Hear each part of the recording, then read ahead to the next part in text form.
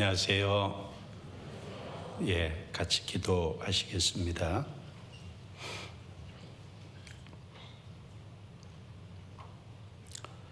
거룩하시고 은혜로우시고 자비로우신 우리 아버지 하나님, 허물과 죄 가운데 살아가던 저희들을 불쌍히 여겨주시고 독생자 예수 그리스도의 보혈로 심판받을 영원한 운명에서 건져주시고 속죄해 주심으로 하나님의 거룩한 자녀로 삼아주신 은혜 진심으로 감사합니다.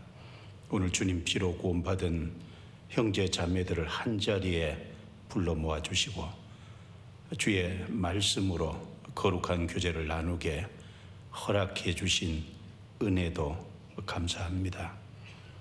이 시간을 통해서 하나님의 거룩하시고 선하시고 온전하신 뜻이 무엇인지 더욱 분별케 도와주시고 우리 마음에 일깨워 주시기를 기도합니다.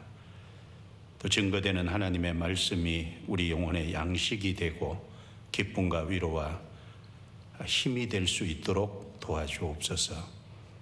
함께하지 못한 성도들 어느 곳에 있든지 합당하신 은혜로 채워주시고 주의 이름으로 모이는 모든 곳에 함께해 주시고 특별히 해외 선교지에 있는 선교사들 일일이 함께해 주셔서 주님께서 풍성히 채워주시고 복음을 전하는 데 부족함이 없도록 각 가정들을 강건케 세워주시옵소서. 주님의 말씀이 더욱 힘이 있어 흥왕하여 세력을 더함으로 많은 열매가 맺고 천국 들어가는 알곡으로 채워질 수 있도록 도와주옵소서. 이 모든 일을 통해서 하나님께만 영광이 되게 해 주옵소서. 이 시간 시종을 온전히 주께 의탁합니다. 우리를 구원해 주신 주 예수님 이름으로 기도드리옵니다. 아멘.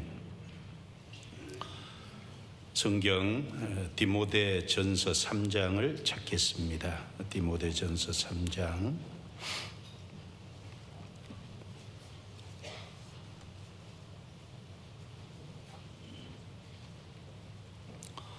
신약성경 디모데전서 3장 14절 말씀부터 16절까지입니다.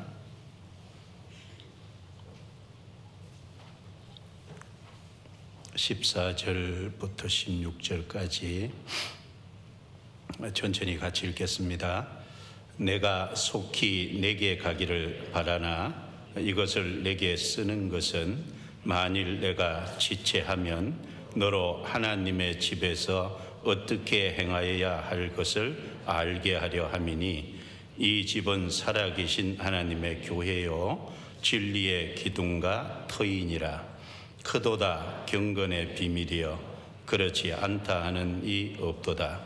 그는 육신으로 나타난 바 되시고 영으로 의롭다 하심을 입으시고 천사들에게 보이시고 만국에서 전파되시고 세상에서 믿음 바 되시고 영광 가운데서 올리우셨음이니라.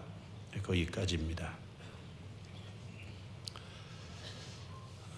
이 디모데 전서는 바울 사도께서 성령의 감동하심으로 기록을 해서 전도자 디모데에게 보낸 서신입니다.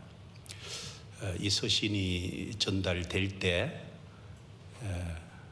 디모데는 에베소 교회에서 목회하는 상황이었고 바울은 멀리 떨어져 있었기 때문에 속히 디모데가 목회하는 에베소 지역을 방문하기 바랐지만 만일 지체하게 되면 디모데가 에베소 교회에서 어떻게 행해야 될 것을 좀 미리 부탁하고 알리기 위해서 기록해 준 말씀입니다.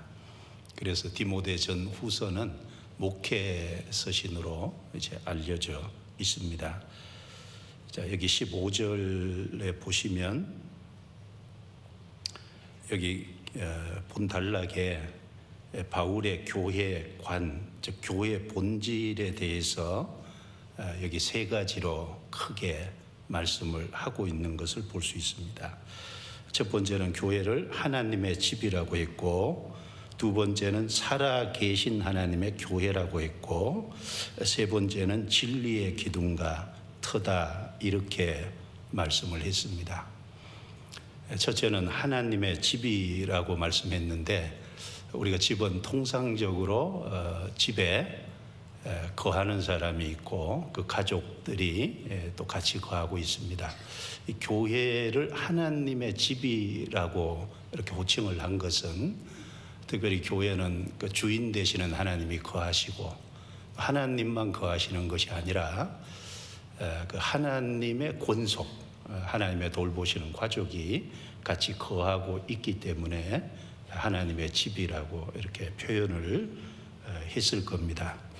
그래서 바울 사도는 고린도 교회 편지를 보내면서 고린도전서 3장 9절에 보면 고린도 교회를 가리켜서 너희는 하나님의 밭이요 하나님의 집이니라, 고린도 교회를 하나님의 집이다, 이렇게 말씀도 했고, 또 히브리서 10장 21절에서도 하나님의 집 다스리는 큰 제사장이 계심에 라고 말씀하시므로 역시 교회를 하나님의 집이라고 말씀했고, 그 집에는 거주하는 사람이 있잖아요. 하나님의 집이니까 하나님이 당연히 거하시고, 하나님만 거하시는 게 아니라 가족이 거하죠.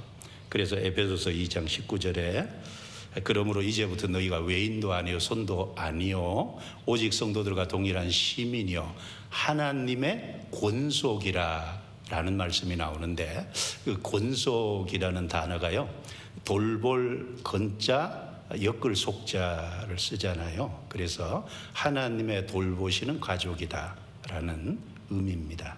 그래서 이 교회를 하나님의 집이라고 한 것은 그 교회 안에 거주하는 하나님과 또 교회 안에 거하는 하나님의 가족을 염두에 두고 이렇게 표현한 호칭 표현일 겁니다. 그리고 두 번째는 살아계신 하나님의 교회다, 이렇게 말씀을 했습니다. 교회 앞에다가 살아계신 하나님이라고 굳이 강조를 한 것은, 교회는 하나님의 임재가 있는 곳이고 또 하나님이 역사하시고 일하시는 일터라는 것을 아마 강조한 의미일 겁니다. 그래서 조금 전에 말씀드린 것처럼 고린도전서 3장 9절에 고린도 교회를 가리켜서 너희는 하나님의 밭이요 라고 했는데, 밭은 일하는 일터잖아요. 그래서 고린도 교회는 하나님이 거기 임재하심이 있고 또 하나님이 거기서 일하시고 역사하시는 일터다라는 것을 일깨워 주고요. 또 히브리서 10장 19절 말씀에도 하나님의 집 다스리시는 큰 제사장이 계심에, 이 다스린다는 것은 왕과 주인이 하는 일이지 않습니까? 하나님의 교회는 살아계신 하나님이 왕과 주인으로 계셔서 통치하시는 임재가 있는 곳이라는 걸 역시 나타내고 있습니다. 그리고 세 번째는 진리의 기둥과 터다라는 말씀을 하셨습니다. 자, 이 기둥과 터는요, 건물을 떠받치는 용도로 있는 거지 않습니까? 그 기초와 기둥이 튼튼해야 그 위에 이제 집이 안전할 수 있을 겁니다.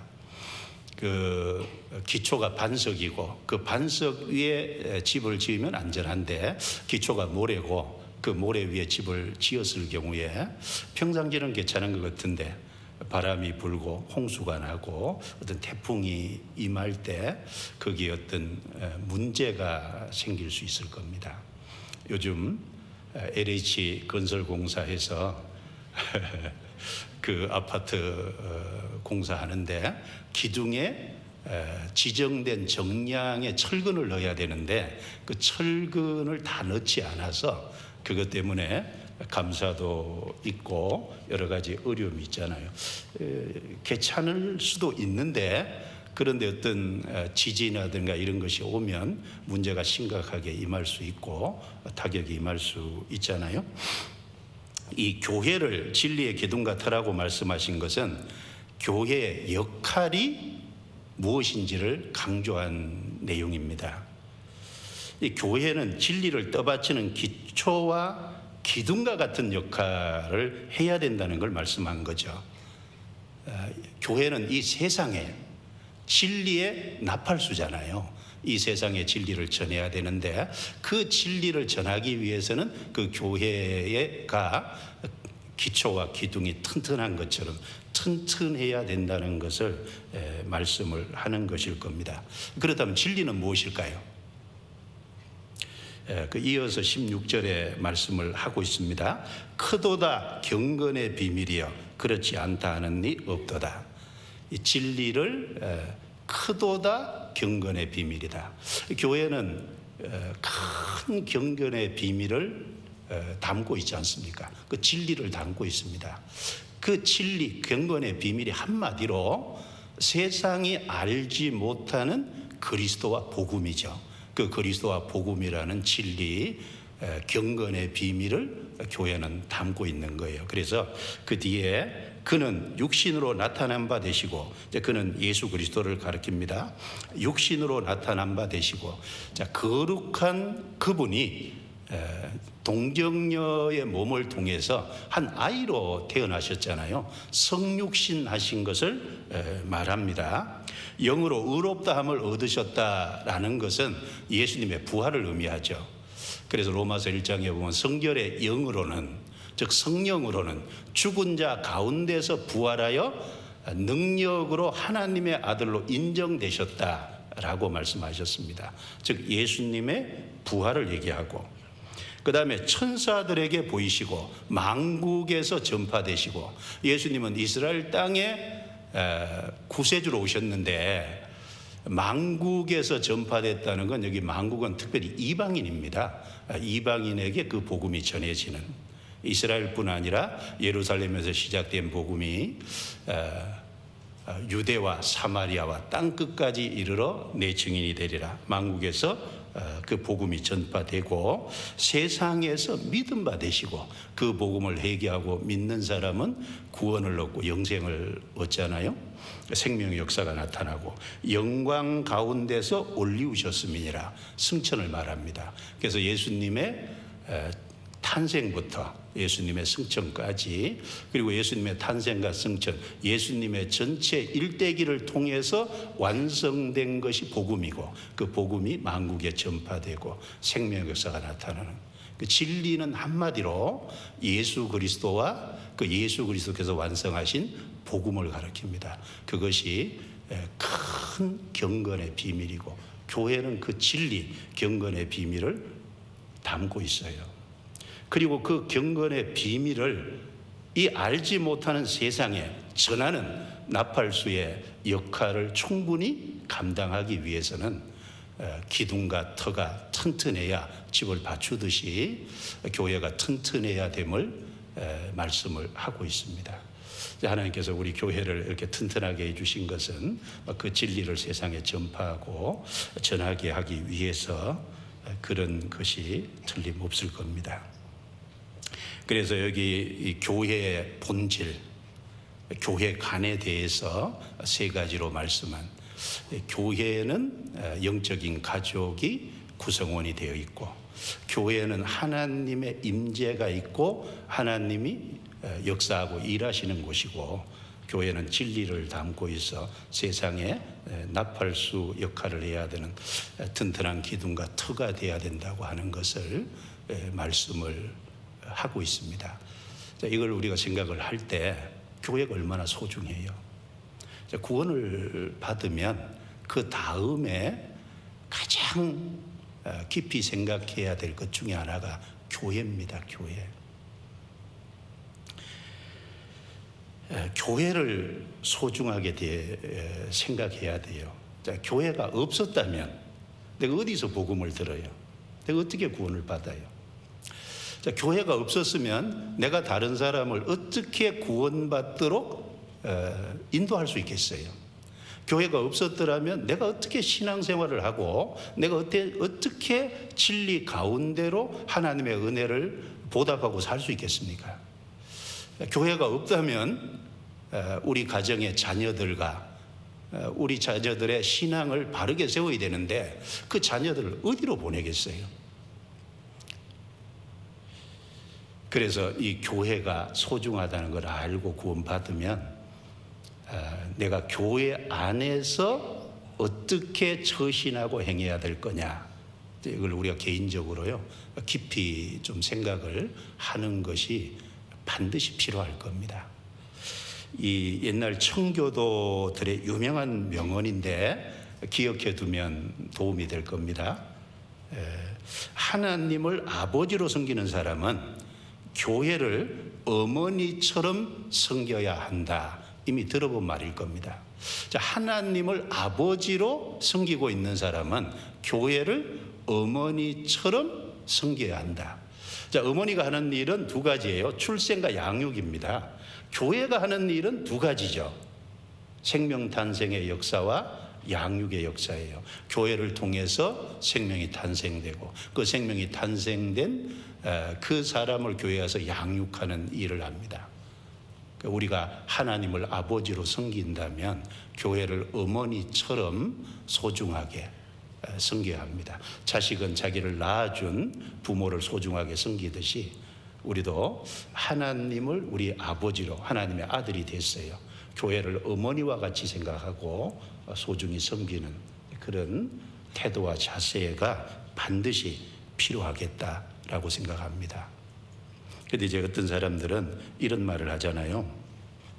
아니, 구원받았으면 됐지, 꼭 교회에 출석해야 돼? 내가 어느 곳에 있든지 마음에 하나님을 가장 귀중하게, 크게, 소중하게 모시고 있는 곳에서 하나님 섬기고 살면 되지, 내가 꼭 교회에 가야 되냐? 교회 같은 것은 필요 없는 거 아니냐? 내가 알기로 하나님은 어디든지 계시다고 하던데 내가 있는 곳에 섬기면 되지 않느냐? 예, 그분은요 하나는 아는데 둘은 모르는 거예요.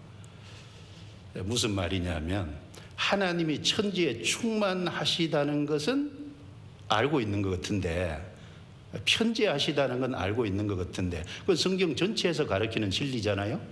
그런데 어느 시대든지 각 시대별로 하나님이 자기 이름을 두시고 역사하는 장소는 항상 따로 있었다는 겁니다. 하나님의 역사하는 장소는 달라요. 편재하신 건 맞지만 이름을 두신 곳은 따로 있어요. 역사하시는 곳은 따로 있어요. 그걸 깊이 생각을 하셔야 돼요. 하나님 편재하신 건 맞죠? 예레미야 23장 23절 24절 말씀에 보면 나 여호와가 말하노라 나는 가까운데 하나님이요 먼데 하나님은 아니냐? 누가 내게 자기를 보이지 아니하려고 은밀한 곳에 숨길 수 있겠느냐? 나 여호와는 천지에 충만하지 아니하냐?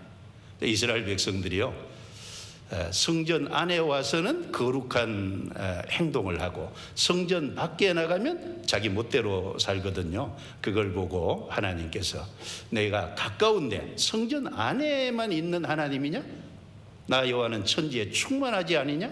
누가 나에게서 자기를 숨길 수 있겠느냐? 책망하시면서 나 여호와는 천지에 충만하다라고 하셨어요. 그리고 시편 139편 7절부터 9절에 다윗도 말하기를 내가 하늘에 올라갈지라도 하나님이 거기 계시고 내가 음부에 내 자리를 펼지라도 하나님이 거기 계시니이다. 그리고 내가 새벽 날개를 펴며 바다 끝에 가서 거할지라도 하나님의 손이 나를 인도하시고 하나님의 오른손이 나를 붙드시나이다. 내가 하나님 앞에 서 어디로 피하며 주의 신을 떠나 어디로 가오리까? 그런 말씀을 했는데 하늘이든지 음부든지 그리고 날개가 있어 저 바다 끝에 가서 있을지라도 하나님을 피할 수 있는 곳은 아무것도 없다. 하나님 천지에 충만하시죠. 편재하시죠. 그런데 각 시대별로 하나님 자신이 이름을 두시고 하나님께서 역사하셨던 장소가 항상 따로 있었다는 겁니다. 몇 가지를 좀 생각해 보면, 먼저 이제 족장 시대. 족장 시대에는 아브라함, 야곱, 이삭이 살았던 시대입니다. 그 아브라함, 이삭, 야곱이 살았던 그 족장 시대는 하나님을 가까이 하는 족장들을 중심해서 하나님이 역사하셨어요. 하나님이 아브라함을 가까이 해주셨어요. 아브라함을 통해서 하나님이 역사하셨어요. 그러니까 롯이 갈대아 우르에서 아브라함하고 같이 나왔으면 끝까지 아브라함하고 같이 있어야 되는데, 롯이 아브라함을 떠난 것은 일종의 하나님을 떠난 것이라고 할 수 있습니다. 왜? 하나님이 자신을 가까이 하는 족장을 가까이 하셨으니까요. 그 족장을 통해서 역사하는 시대였으니까요. 그리고 이스라엘 백성들이 애굽에 들어갔다가 이제 400년 용사령 가운데 나와서 광야 40년을 통과하실 때는 하나님이 성막을 중심해서 하나님이 역사하셨어요. 그래서 출애굽기 25장 21절 22절에 보면 성막에 이제 하나님께 제사 드리는 그 장소잖아요. 거기 보면 두 번째 방 지성소가 있고, 거기 십계명이 든 이제 법궤가 있고, 그 법궤 위가 속죄소인데, 출애굽기 25장 21절에 내가 거기서 너와 만나고, 그리고 내가 내게 명할 모든 말을 이루리라. 하나님이 거기서 만나 주시고, 그리고 거기서 하나님이 필요한 것을 가르쳐 주시고 말씀하셨어요. 그래서 광야에 있을 때는 이스라엘 백성들이 항상 이스라엘 진영 가운데는 성막이 거주했잖아요. 그리고 그 주변에는 제사장과 레위 지파, 성막에서 봉사하는 사람이 동서남북에 진을 치고, 그 주변에 이제 이스라엘 12지파가 세 지파씩 동서남북에 진을 치는. 그럼 광야 40년을 통과할 때는 그 성막이 중심이 되어 있는 그 진영을 떠나면 하나님을 떠나는 겁니다. 하나님은 그 성막을 중심해서 항상 역사하셨으니까. 그리고 이스라엘 백성들이 이제 가나안 땅에 들어갔을 때는, 가나안 땅에는 하나님의 이름을 두시려고 하나님이 택하신 곳이 있었어요. 거기가 바로 예루살렘이고, 후에 하나님이 솔로몬을 시켜서 거기에 성전을 건축하게끔 하나님이 하셨어요. 그래서 예루살렘 성전을 중심해서 하나님이 계속 역사를 하신 겁니다. 그래서 이스라엘 백성들이 광야를 통과하고요, 그 가나안 땅에 들어가기 전에 신명기에 보면 이스라엘 백성들에게 계속 부탁하죠. 너희가 가나안 땅에 들어가면은 택하신 곳을 찾아서 그곳으로 나아가라. 그래서 예물을 가지고 반드시 그곳에 가서 하나님께 드리고 그리고 나눠 먹을지니라. 그걸 신명기에 보면요, 무려 18번이나 반복해서 택하실 곳으로 나아가라 라고 계속 말씀을 하셔요. 그리고 참 사람은 편리한 걸 추구하고 좀 이제 게으른 속성이 있잖아요. 그러니까 이스라엘 백성들이 가나안 땅에 들어갔을 때 그 예루살렘 성전 중심이 되게 하기 위해서 하나님이 7절기를 정하시고, 그 7절기 중에 3절기는 이스라엘 모든 남자들이 예루살렘으로 의무적으로 올라가도록 하나님이 정하셨잖아요. 그게 이제 무교절하고 오순절하고 나팔절이에요. 무교절은 보리 농사를 지어서 이제 보리 추수한 열매를 가지고 올라가요. 그 다음에 오순절은 밀농사를 마칠 때예요. 밀농사가 마치면 밀을 가지고 올라갑니다. 그리고 가을 나팔절은 7월인데 과일을 생산하면 과일을 가지고 이제 올라가요. 그래서 거기 하나님께 드리고, 그리고 거기서 같이 교제하고 하나님에 대해서 배우고, 그리고 이제 또 돌아오거든요. 그래서 택하신 장소가 이때니까요. 아무 데서나 하나님이 역사하는 게 아니고 하나님이 이름을 주시고 택하신 장소가 있었어요. 그런데 이스라엘 백성들은 어떻게 했어요? 사람이 게으르잖아요. 편리함을 추구하잖아요. 예루살렘까지 가야 되는데 그 예루살렘까지 가기 싫은 거예요. 그래서 자기 주변에 이제 산이 있고 그러면 그 가까운 산에다 산당을 만들고 그 산당들에서 제사를 지내고, 이제 그렇게 함으로써 이스라엘 백성들의 신앙이 하나가 연합되지 못하고, 시간이 지나가다 보니까 점점 점점 믿는 것과 아는 일이 나누어지고 하나님에 떠나서 우상을 숭배하게 되고 결국은 예루살렘 성전이 파괴가 되고 이스라엘 백성은 바벨론에 잡혀갔잖아요. 왜? 하나님이 하라는 대로 안 하니까. 그리고 예수님이 이스라엘 땅에 오셨을 때는요, 예수님 자신이 성전이에요. 그래서 요한복음 2장 21절에 보면 예수는 성전된 자기 육체를 가르쳐 말씀하십니다. 예수님의 성전된 자기 육체라 그랬어요. 예수님 안에는 하나님이 계셨고 예수님은 하나님인 동시에 사람이잖아요. 예수님 밖에는 사람이 있었어요. 더 이상 이스라엘 백성들은 예수님이 3년 반 공생의 기간에는요, 예루살렘 성전에 가는 게 아니라 예수님께 가야 돼요. 직접. 왜? 하나님의 역사는 예수님을 통해서 이루어졌으니까요.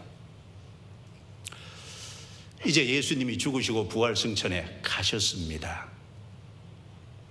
그러면 이 땅에 하나님이 자기 이름을 두시고 하나님이 역사하시는 곳이 어딜까요? 교회입니다. 교회는 진리의 기둥과 터잖아요. 교회는 하나님의 집이잖아요. 교회는 뭐라고 했습니까? 살아계신 하나님의 교회예요. 하나님의 임재가 있고 하나님이 일하시고 역사하시는 일터라는 겁니다. 어디요? 교회예요. 아무데나 아니고 교회.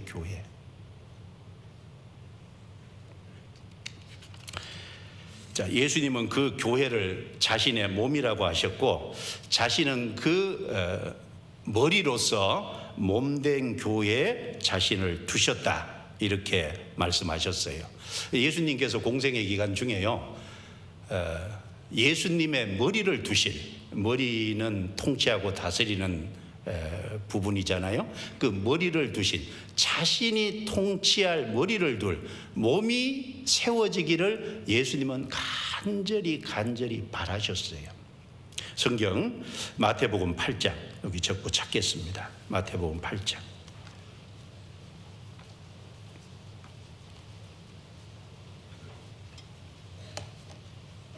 20절.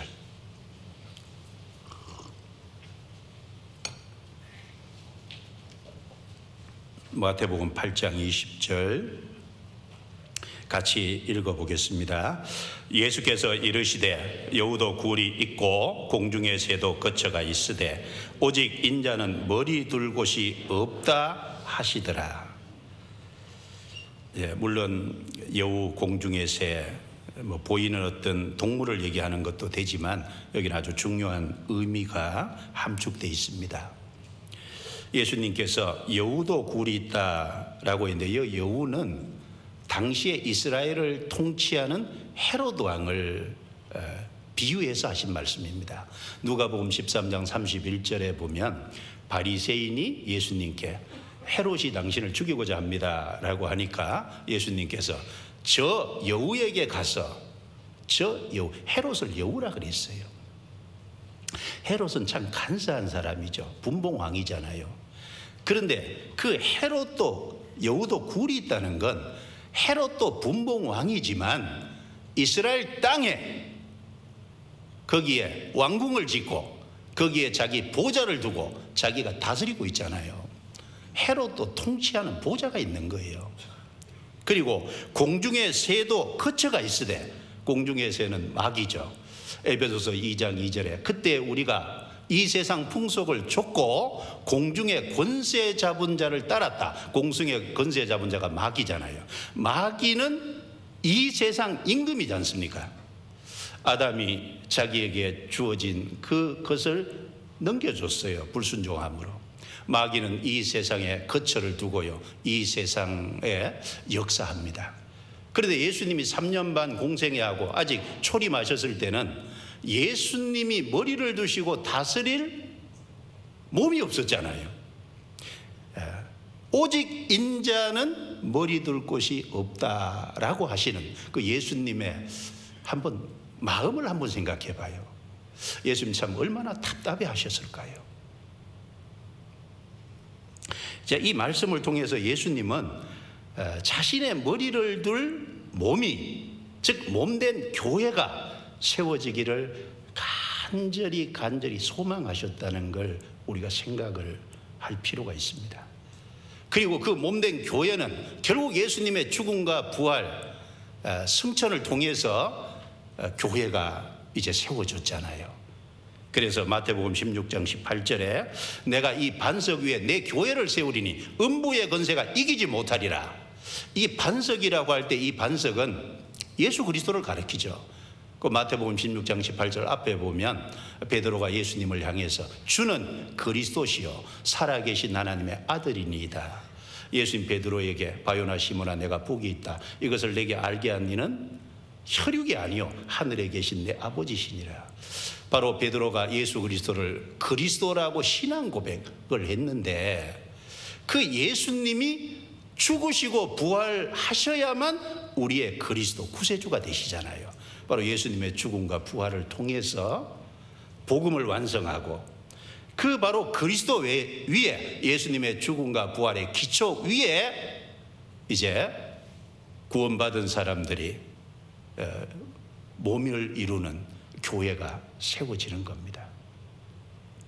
그 교회의 위치, 그 교회의 역할은 무엇일까요? 중요하잖아요.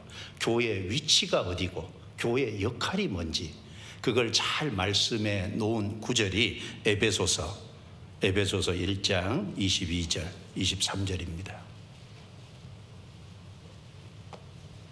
에베소서 1장 22절 23절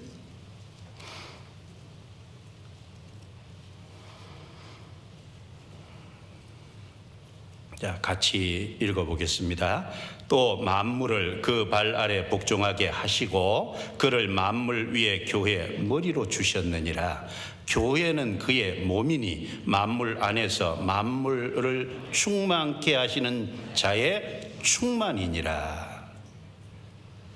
여기 만물을 그 발 아래라고 했을 때 그 앞에 20절 21절에 예수님이 죽으시고 부활하신 것을 말씀하시면서 만물을 그 발 아래 예수님 발 아래 복종하게 하시고 그를 만물 위에 교회 머리로 주셨느니라. 만물은 예수님의 발 아래 있어요. 예수님은 만물 위에 계신 분입니다. 그래서 요한복음 3장 31절 32절에도 보면 위로부터 오시는 이는 만물 위에 계시고 또 만물 위에 계시느니라 라고 말씀하셨는데 예수님은 땅의 물질 세계에 속한 분이 아니죠. 만물을 만드신 분이니까 만물 밖에 계신 분이에요. 그리고 만물을 초월해 계신 분이에요. 만물을 그 발 아래 밟으신 분이에요. 그걸 말씀하시면서 여기 만물 위의 교회 그리고 교회는 그의 몸이고 만물 안에서 만물을 충만케 하시는 자의 충만이니라. 이 세 가지 말씀은요 교회의 위치와 역할을 여기 말씀을 하고 있는 겁니다. 교회는요 만물 속이 아니에요. 그렇다고 만물 아래는 더더욱 아닙니다. 교회도 주님이 만물 위에 계신 것처럼 만물을 밟으신 것처럼 교회도 만물 위에요. 즉 하나님의 영광과 역사를 위해서 특별히 이 세상에서 구별된 것이 교회입니다. 교회의 위치는 만물 위에예요. 이 세상 사람들은 교회를 하찮게 볼지 몰라도 하나님이 보실 때는 교회는 영적으로 만물에 속한 게 아닙니다. 만물 위에 있어요. 주님이 머리로서 만물 위에 계시듯이 그 머리를 주신 교회도 당연히 만물 위죠. 만물 위. 교회 위치입니다. 위치. 우리는 만물에서 구별된 존재예요. 하나님이 그렇게 해놓으셨어요. 그리고 교회는 그의 몸이니라고 했습니다. 그를 만물 위에 교회 머리로 주셨느니라 라고 말했어요. 몸이 뭡니까? 우리 구원받은 한 사람 한 사람은 그 몸의 지체고 구원받은 사람 다 합쳐서 구원받은 사람 무리를 가르쳐서 교회 몸이라고 합니다. 자, 그곳에 주님이 머리를 두셨대요. 머리. 몸은 왜 존재합니까? 우리 개인적으로 생각하면 몸은 왜 있겠어요? 머리의 뜻을 이루기 위해 있어요. 머리가 명령하는 걸 신속히 따라하잖아요. 어디 잡아 그러면 잡죠. 어디까지 가 그러면 빨리 가잖아요. 발로 움직여서. 예, 몸은 머리의 뜻을 그대로 순종합니다. 자, 머리 대신 교회가 머리 대신 주님의 몸이라는 것은, 교회는 머리 대신 주님의 뜻을 이루기 위해서 존재한다. 즉 역할을 말하는 겁니다. 사실 교회는 주님을 위해서 있는 거예요. 주님의 뜻을 이루기 위해서 있는 거예요. 그럼 그 주님의 뜻이 뭐냐? 23절에 만물 안에서 만물을 충만케 하시는 자의 충만이니라.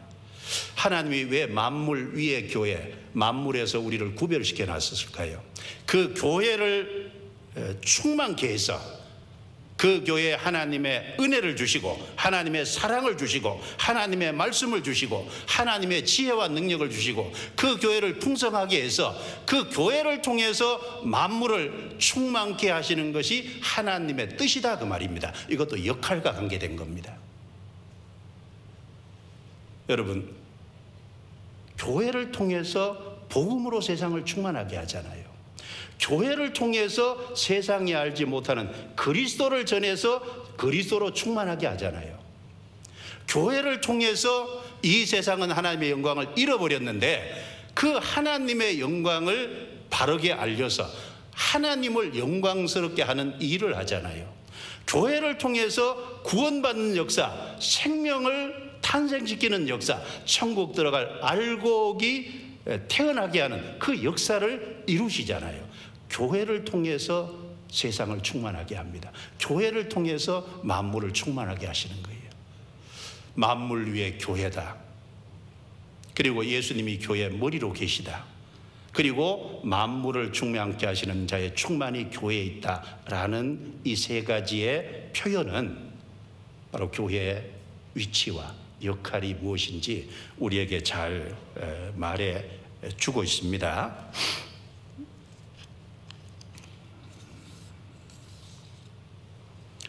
자, 그리고 우리 개인적으로 한번 생각을 해보면 이 교회를 통해서 하신다고 하니까 이 복음이 개인을 통해서 하는 게 아니잖아요. 교회를 통해서 한다. 몸을 통해서 한다. 우리는 그 몸 안에 지체로 붙어 있기 때문에 거기 쓰임 받는 거잖아요. 개인을 통해서가 아닙니다. 만약에 우리 개인이 어디 교회라는 곳에서 뚝 떨어져서 혼자 복음을 전할 수 있을 것 같아요? 어림없는 소리입니다. 주님은 교회를 통해서 일을 하십니다. 자, 그런 의미에서 우리 각자도 구원의 은혜를 주님께 받은 동시에 어디를 통해서 받았어요? 교회를 통해서 받았어요. 나를 누가 전도했다고 해도 그 전도하신 분이 교회 안에 붙어 있었기 때문에 나를 전도할 수 있었던 거예요. 내가 은혜를 받은 것은 주님께 받은 동시에 교회를 통해서 받은 겁니다. 그러니까 교회를 소중히 생각해야 됩니다. 그리고 구원받은 후에 성도가 하나님께 받은 모든 은혜를 갚는 장소가 어딜까요? 당연하지만 교회입니다. 교회가 없다면 내가 주님께 받은 은혜를 어떻게 갚을까요? 갚을 길이 없어요. 주님 보이지 않아요. 주님의 몸된 교회에 내가 갚는 것이 머리 대신 주님께 갚는 거예요. 몸에 갚는 것이 주님께 갚는 거예요. 몸에 붙어있는 지체에 갚는 것이 주님께 갚는 거예요. 자, 성경, 구약 성경에서 찾아보겠습니다. 시편 116편, 시편 116편.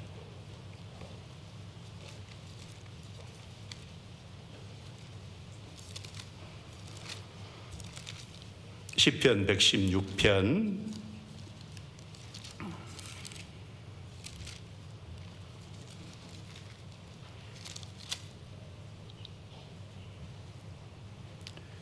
6절은 구원을 말씀하죠. 여호와께서는 어리석은 자를 보존하시나니 내가 낫게 될 때 나를 구원하셨도다. 하나님 우리 영혼을 구원해 주셨습니다. 8절에 주께서 내 영혼을 사망에서 내 눈을 눈물에서 내 발을 넘어짐에서 건지셨나이다. 그 다음에 12절에 여호와께서 내게 주신 모든 은혜를 무엇으로 보답할꼬. 내가 구원의 잔을 들고 여호와의 이름을 부르며 14절은 같이 읽습니다. 여호와의 모든 백성 앞에서 나의 서원을 여호와께 갚으리로다. 내게 주신 모든 은혜를 무엇으로 보답할꼬. 우리 너무나도 잘 알고 있습니다. 갚아야 된다는 거, 보답해야 된다는 거 많이 들었어요. 자, 어떻게 보답하냐? 무엇으로 보답하냐? 내가 구원의 잔을 들고 여호와의 이름을 부르며 내가 구원을 받았으니까 그 구원의 은혜에 대해서 감사하고 찬양하고 기뻐하는 가운데 여호와의 이름을 부른다는 건 하나님을 실제 섬겨가는 거예요. 그럴 뿐 아니라 나의 서원을, 자, 은혜를 무엇으로 보답할꼬. 갚아야 되겠는데, 보답해야 되겠는데, 자, 어떻게 보답할까? 서원이 필요하죠. 하나님, 내가 이렇게 은혜를 보답하겠습니다. 이렇게 살겠습니다. 서원이잖아요. 어떤 특별한 서원도 있고 일반적인 서원도 있고. 서원을 여호와의 모든 백성 앞에서 나의 서원을 여호와께 갚으리로다. 여호와의 모든 백성 앞에서잖아요. 여호와의 모든 어디요? 백성 앞에서. 교회에서입니다. 교회에서. 그 교회에 주님의 은혜를 보답하는 거예요. 그 교회 형제 자매를 사랑하고 그 교회 형제 자매를 섬기고 그 교회에 있는 지체 형제 자매에게 필요를 채워주고 거기 교회를 통해서 복음이 전해지는 것에 내가 참여하고 연합하고 합심하고 수고하고 봉사하고 그 안에서 내가 물질을 드리고 그 모든 것이 주님의 은혜를 갚는 겁니다. 그래서 교회에서 주님의 은혜를 갚습니다. 그래서 구원받으면요, 우리 마음의 순서가 딱 정해져야 돼요. 하나님, 그 다음에 교회, 그 다음에 개인. 하나님이 제일 우선이죠. 그 다음에 교회, 그 다음에요, 나는 후치돼야 됩니다. 교회보다 내가 더 앞설 수 없잖아요.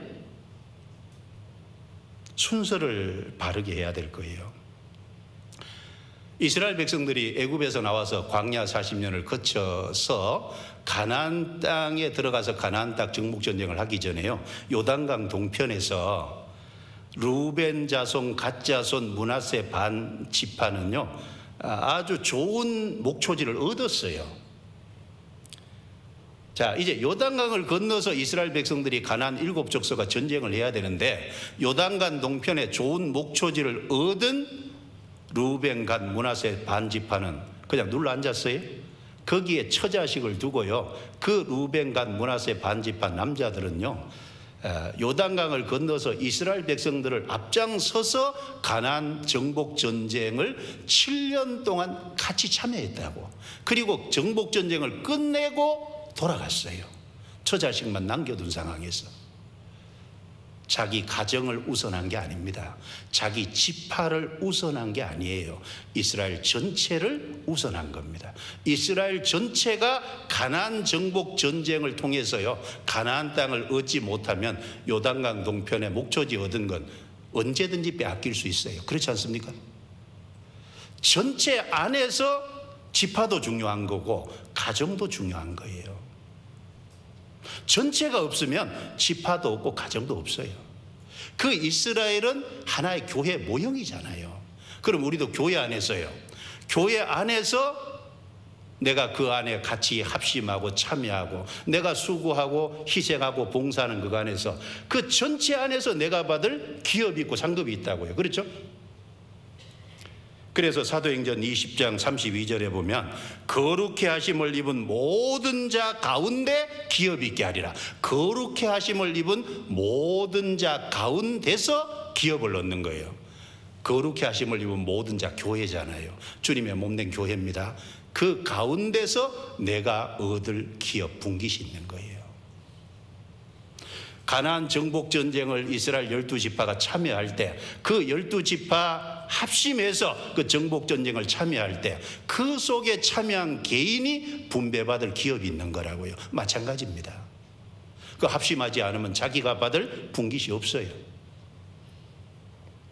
사도행전 26장 18절에도 거룩해 된 무리 가운데서 기업을 얻게 하리라. 거룩해 된 무리 가운데서, 사도행전에 2번이나 반복해서 거룩해 된 무리 가운데서 기업이 있다는 걸 강조했어요. 예, 교회에 그 주님의 은혜를 보답하고 그 교회에 내가 쓰임받고 그 교회 안에서 내가 해야 될 일이 있어요. 주님 앞에 섰을 때 자기에게 돌아올 분깃이 그 무리 가운데서 받을 것이 있을 거예요. 그래서 시편 122편 1절에요. 사람이 내게 말하기를 여호와의 집에 올라가자 할 때에 내가 기뻐하였도다. 그렇죠. 여호와의 집, 구약은 예루살렘 성전이고 신약은 교회인데 여호와의 집에 올라가자라고 할 때 기뻐하였도다. 당연히 가야죠. 1년에 3차례씩 올라가자라고 할 때 같이 가자고. 오늘 형제 자매들이 누가 전화해서 갑시다 그럴 때 기쁘셨어요? 가기 싫은데 그런 분 없었겠죠. 잘 오셨잖아요. 예. 그리고 교회를 업신여기는 것은 큰 죄가 됩니다. 왜? 아까 교회가 무엇인지, 교회의 위치와 역할이 무엇인지를 말씀드렸잖아요. 근데 그 교회를 업신여기는 것은 그것은 큰 죄가 됩니다. 고린도 전서 11장 22절에요. 너희가 하나님의 교회를 업신여기고 그랬어요. 업신여기고. 이 고린도 교회 안에요, 초대교회 2가지가 있었거든요. 하나는 애찬이 있고 하나는 성찬이 있는데, 애찬은 그 가정의 음식을 성도들이 모일 때 같이 나눠 먹는 게 애찬이고, 성찬은 주님의 살과 피, 주님이 죽으시고 몸이 찌고 피를 흘려서 우리가 구원받은 걸 기념하는 성찬이고, 그 2가지를 모일 때 했거든요. 그런데 이제 부자들이 집에서 자기들이 포도주와 이렇게 먹을 걸 가져다가요, 가난한 사람들에게 나눠주지 않고 자기들끼리 먹고, 그리고 포도주를 성찬하기 전에 애찬 먼저 먹어서요 취했다고요. 그걸 바울이 심하게 책망했잖아요. 너희가 하나님의 교회를 업신여기냐. 그래서 모임이 유익이 되는 모임이 돼야 되는데 판단 많은 모임이 되게 했다. 내가 이걸 칭찬할 수 없노라. 그건 하나님의 교회를 업신여긴 거예요. 왜요? 형제 자매들을 업신여기는 것은 하나님의 교회를 업신여기는 거예요. 고린도전서 3장 16절 17절에 너희가 하나님의 성전인 것과 하나님의 성령이 너희 안에 거하시는 줄을 알지 못하느냐. 누구든지 하나님의 성전을 더럽히면 하나님이 그 사람을 멸하시리라. 구원받으면 지옥은 안 가죠. 그런데 하나님의 벌이 있을 거예요. 너희가 하나님의 성전인 것과 구원받은 사람이 하나님의 성전입니다. 그래서 이 교회는 정말 주님이 공생의 기간에 머리를 두실 몸을 간절히 원했던 곳이에요. 그 몸이 예수님의 죽음과 부활을 통해서 이제 시작이 됐고, 주님이 거기 머리를 두시고, 그 교회는 주님의 영광과 역사를 위해서 구별된 곳이고, 그 머리의 뜻을 이루기 위해서 그 교회가 존재하고, 이제 그 교회를 충만케 해서 주님은 이 세상을 생명으로 충만케 하시려고 하십니다. 우리가 그 교회 안에 한 구성원이 되고 한 가족이 됐다는 건 놀라운 축복이죠. 그래서 구원을 받으면 교회 일원이고 하나님의 한 가족으로 교제하게 된 거예요. 그래서 하나님의 집이잖아요. 에베소서 2장 19절입니다. 에베소서 2장 19절. 에베소서 2장 19절.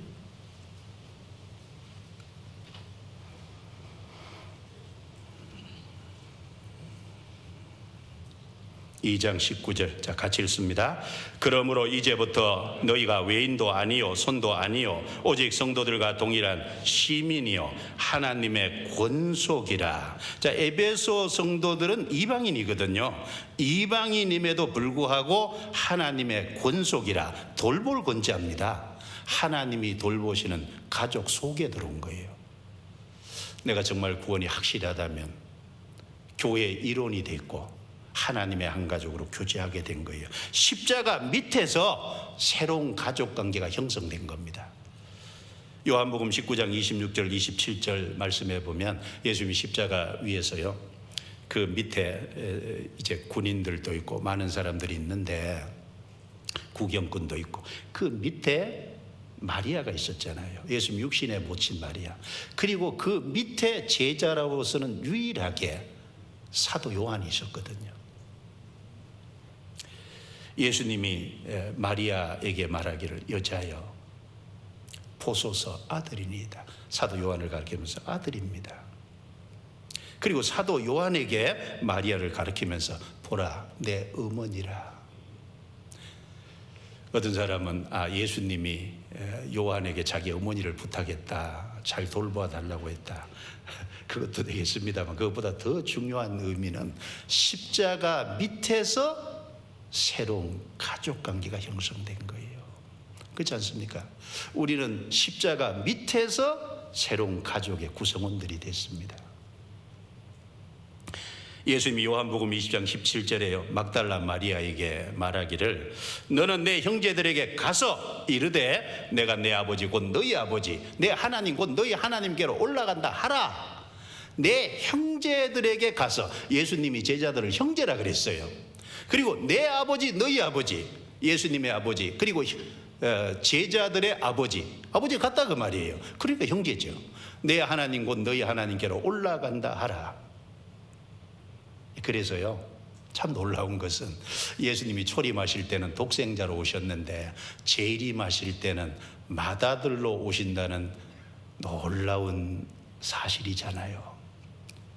하나님이 세상을 이처럼 사랑하사 독생자를 주셨으니, 예수님 초림할 때는 독생자였어요. 그런데 재림하실 때는 맏아들로 오세요. 왜 그럴까요? 히브리서 1장. 히브리서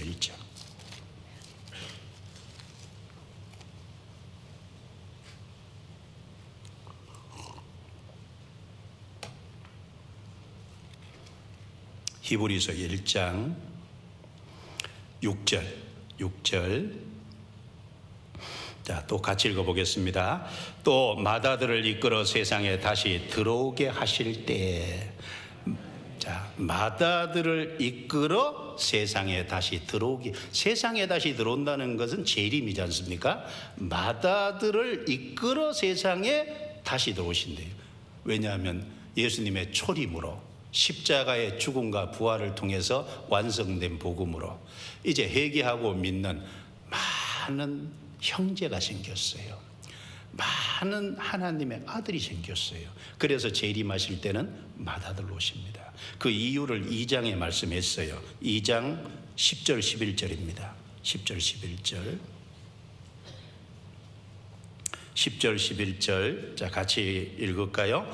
만물이 인하고 만물이 말미암은 자에게는 많은 아들을 이끌어 영광에 들어가게 하시는 일에 저희 구원의 주를 고난으로 말미암아 온전케 하심이 합당하도다. 거룩하게 하시는 자와 거룩하게 하게 함을 입은 자들이 다 하나에서 난지라. 그러므로 형제라 부르시기를 부끄러워 아니하시고. 자, 많은 아들을 이끌어 영광에 들어가게 하시는 일에, 많은 아들을 이끌어 영광에 들어가게 하시는 일을 위해서 그 앞에 보면 천사보다 높으신 하나님이 천사보다 못하신 사람의 몸을 입고 오셨잖아요, 예수님이. 그리고 고난으로 말미암아 온전케 하심이 합당하도다라는 말씀처럼 예수님이 십자가에서 고난을 받으셨어요. 형벌을 받으셨어요. 모든 피를 쏟으셨어요. 왜? 내 모든 죄를 짊어지셨기 때문에 내 죄 값으로 예수님 피가 지불된 겁니다. 그래서 우리에게 영원한 속죄를 이루셨어요. 복음을 완성하셨어요. 우리는 회개하고 믿어서 이제 하나님의 아들이 됐습니다. 예. 그래서 예수님의 성육신, 십자가의 고난, 그걸 통해서 우리가 아들이 됐으니까 많은 아들을 탄생된 거예요. 그래서 예수님 재림하실 때는 맏아들로 오십니다. 그래서 11절에 거룩하게 하시는 자와 예수님과 거룩하게 함을 입은 자들이 구원받은 우리가 다 하나에서 난지라. 다 한 하나님에게서 났어요. 다 한 하나님 아버지에게서 났습니다. 그러므로 형제라 부르시기를 부끄러워 아니하시고, 그래서 예수님이 막달라 마리아에게 내 형제들에게 가서, 형제들이라고.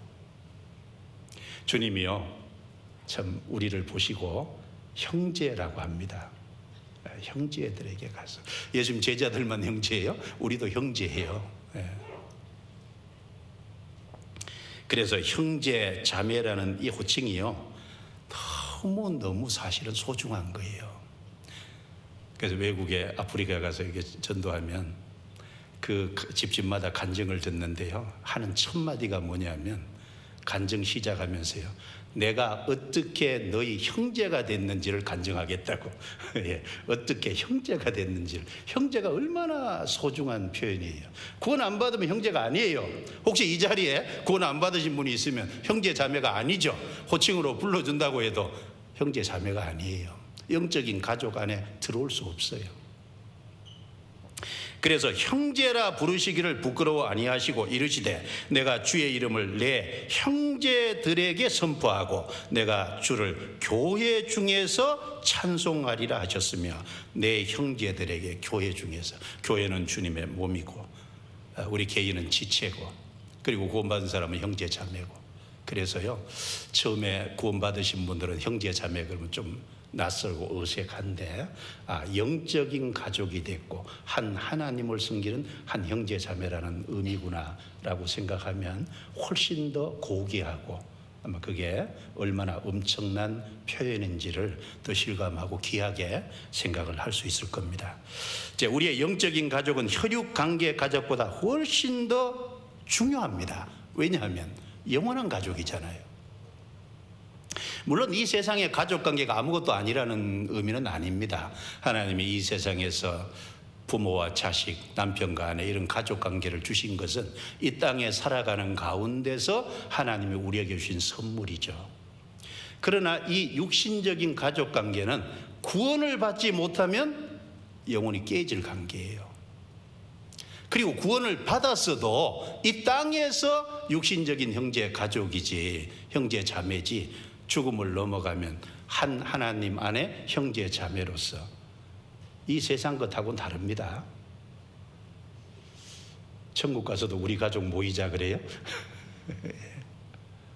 틀림없이 알아보고 틀림없이 같이 합심하고 했으니까 그런 것은 있겠지만 천국 가서도 끼리끼리 없습니다. 그래서 이 육신적인 가족은 죽음으로 끊어지고 또 때때로는 참 불행한 이혼으로 끊어지고 그렇지만, 영적인 가족은 영원히 이별할 수 없는 가족이잖아요. 얼마나 소중합니까? 그래서요 어떤 사람이요 나는 교제나 교회가 필요 없어 라고 말하는 사람이 있다면 그 사람은 정말 거만한 사람이고 그 사람은 무지한 사람입니다. 여러분 한번 생각해 보세요.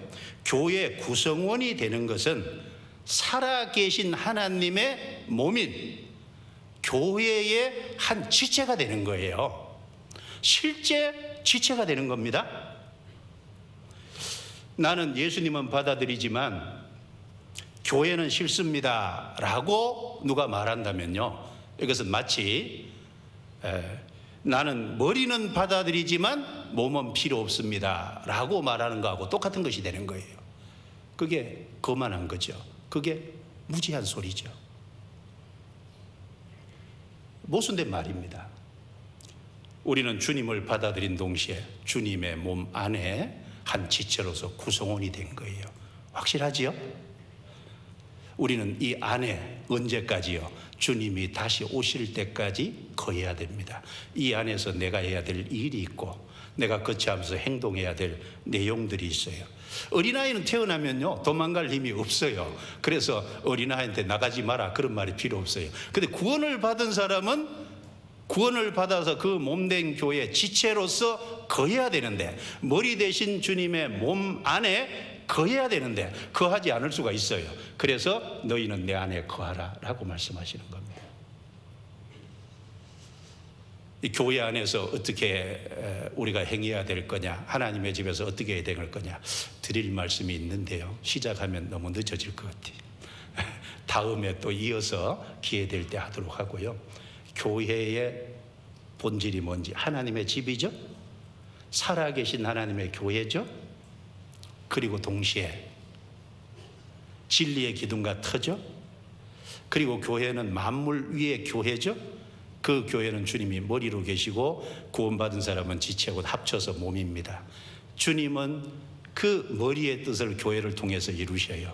그리고 그 교회를 충만케 해서 이 세상을 하나님의 생명의 역사로 충만케 하기를 간절히 원하십니다. 그 일을, 그 머리의 뜻을 우리가 받들어 하고 있는 거예요.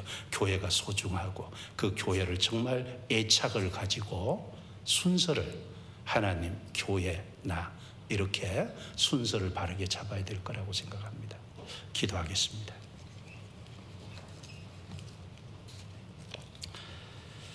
하나님 감사합니다.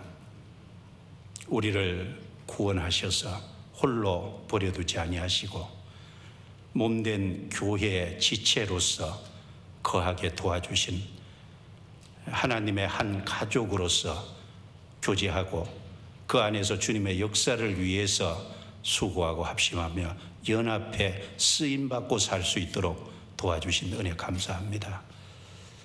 우리 모두 다 주님의 몸된 교회의 중요성과 필요성을 깊이 인식하고 교회 안에서 내가 어떻게 행해야 합당할 것인지 더욱 깊이 생각하는 우리가 될 수 있도록 도와주옵소서.